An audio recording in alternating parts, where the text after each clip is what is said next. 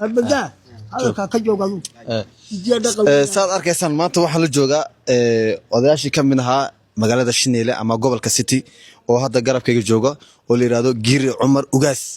oo Shineele ku nool ilaa iyo 8 sano bal adeer soo dhaw waan ku leeyahay qolxadkii aan dhaqanka u lahayna waa sideetaa bal hay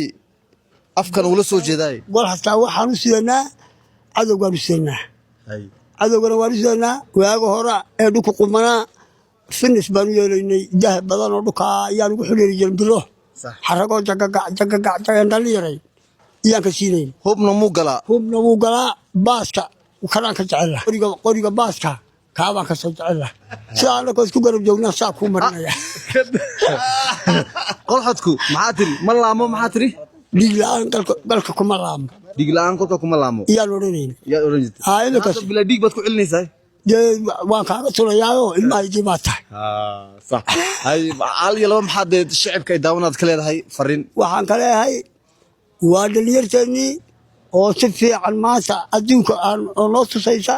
inuu sidaa iyo si leeg iyaan ugu garab galaysi صح waad oranaysi wax ducaa maxaan ugu daraysaa insha Allah dhalinyartii jirta ee joogta Allah niga dhigo inteeda tii gaadhana Allah niga dhigo amiin inta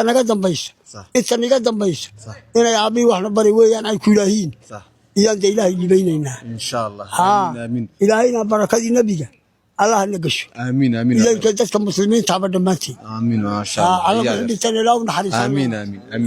taladeennana taam Allah ka dhig amiin subhana rabbika